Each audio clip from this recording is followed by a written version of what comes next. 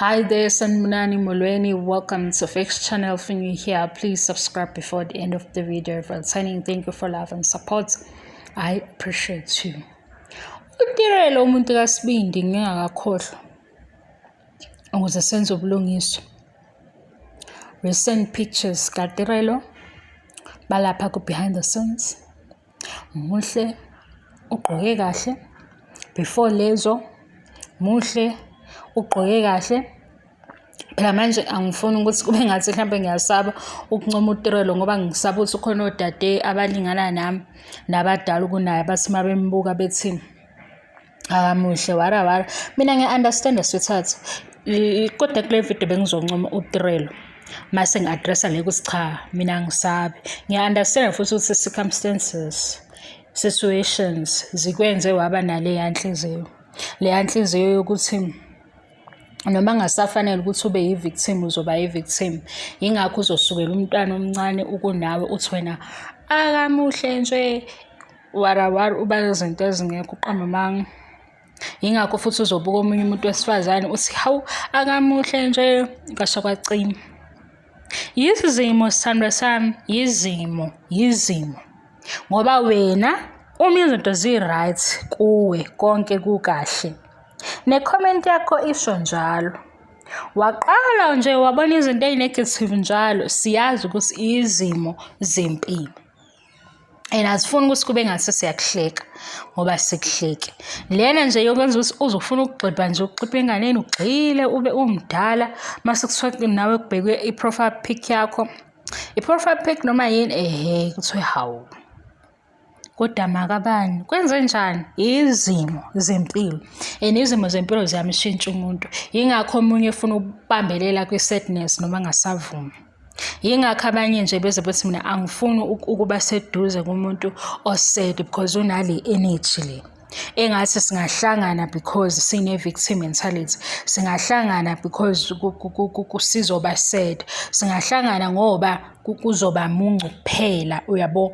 umuntu ongafuni ukuqaqeka kuleya nto leyana i-experience yakhe yes i-story sakho but lula ukuze uzobona izinto ngeside elipositive ukuze nawe uzoba positive ukuze uzokwazi ukuthi izinto ziyadlula ukuze ezinye izinto uzoyixoxa uhleka ngesinye isikhathi izimo ke darling izimo mina ngiya-understand izimo kodwa cha mhlawumbe bese mase kukhona obesho njalo ethi ufix shothi ngeke amncoma bahle abantwana